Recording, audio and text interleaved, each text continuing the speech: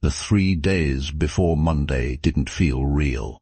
They didn't feel like days at all, more like one long, exhausting stretch of time where sleep, work, and I blended into the same thing. For the war, we worked almost without talking, not because we were angry, but because every word cost energy, and energy was the only thing we didn't have. Mornings started before the sun. Nights ended when our bodies gave up, not when the work was finished. DARs came in small, one few offices.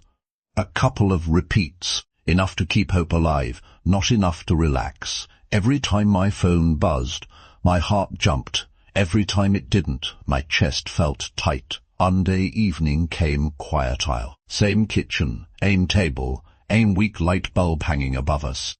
Only the pile of money in the middle had changed. It was smaller than it needed to be, counted 1N again. Sure, said Max. Didn't he argue? He leaned back in his chair and stared at the ceiling like it might suddenly offer a solution. How sure, he asked. I told him the number. He closed his eyes for a second. I might have a solution, he said. Felt my stomach tighten. Immediate. That sentence never came alone. It always carried something heavy behind it. My cousin. Axe, continue. He can lend us the rest. Tonight. To stayed quiet does he want. Ask %. The word didn't. Sound beat it felt heavy, Arlo said.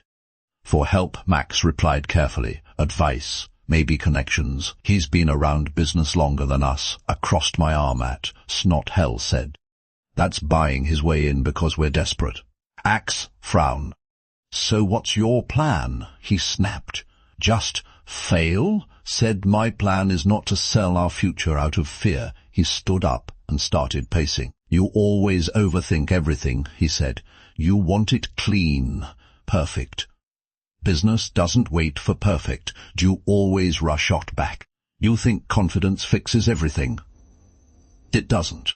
The room filled with silence, the kind that presses against your ears. Lel sell my laptop, I said. Max stopped pacing and stared at me. Laptop. It'll cover the gap. Us insane, he said. You work on that thing. Lel work on paper, replied. Door my phone or nothing. But this stays ours. You're risking everything. I said. Just in a different way. He left the apartment without fixing anything. Argument followed us into the car. No music. No jokes. Just the sound of the engine and everything we didn't say. The engine stopped in traffic. Axe laughed. First tire open. Corey said. And why wouldn't it? Hey, he pushed the car to the side and sat on the cars past. People stared. Life moved on like we weren't stuck. I'm scared, Max said suddenly, looked at Don. He want this to fail, continued Don. T want you to wake up one day and regret trusting me. I nodded slowly. I'm scared too, I said, but I don't want a third voice between us, especially one that talks in percentages. Axe stared at the road for a long moment. Okay, he said finally. No cousin, no shares. He shook hand again. No papers, no promises beyond trust. That night a laptop solash fast. No questions. By morning rent was paid. Elif did it feel like happiness is. It felt like not drowning you. But now we felt how fragile everything still was. Without the laptop, every task slowed down. Orders tracked on paper, numbers written twice, mistakes waiting to happen. We realized how close we still were to falling apart. So instead of panicking, we stopped and planned.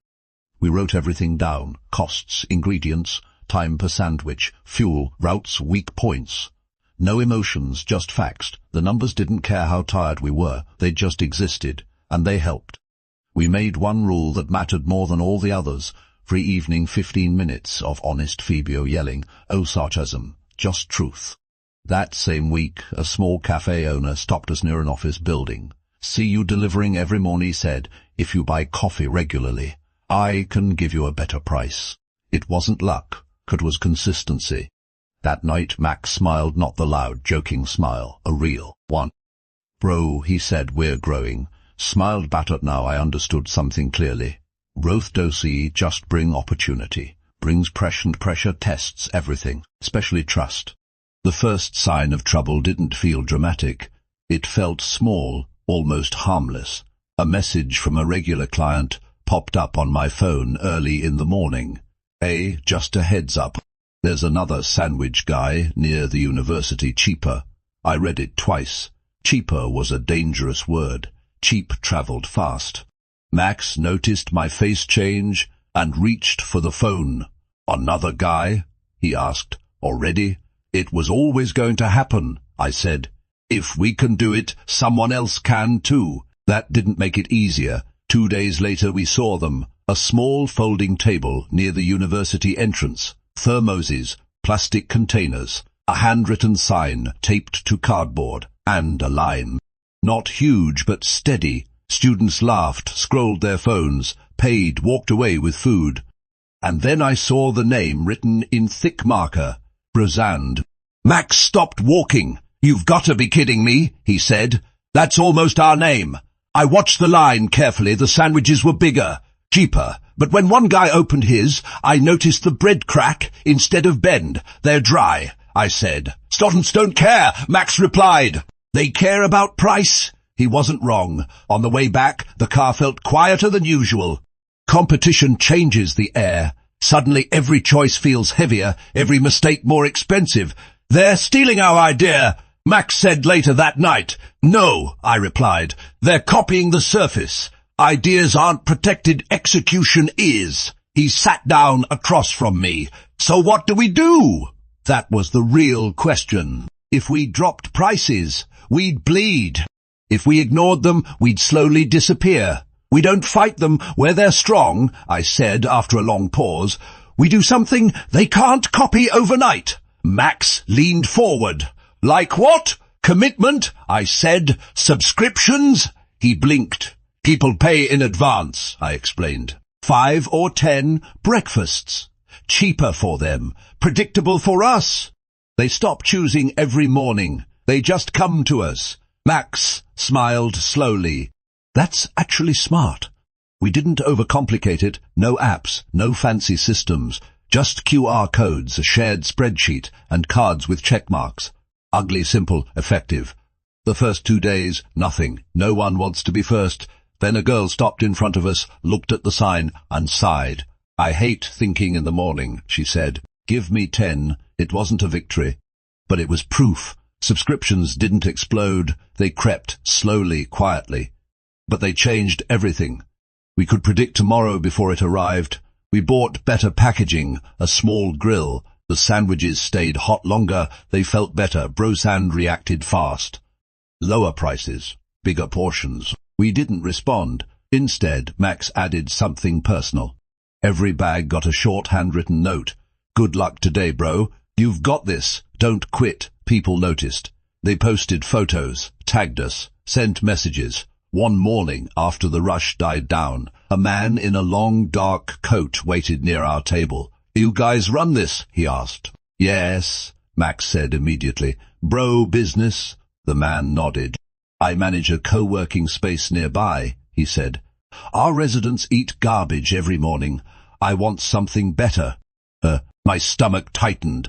30 to 40 breakfasts daily, he continued.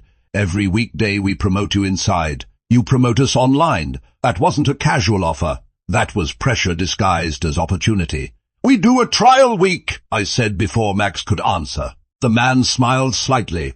"Reasonable." When he left, Max let out a long breath. "Phew, bro," he said. "This is big." "This is dangerous," I replied. "If we mess this up once, we lose more than money."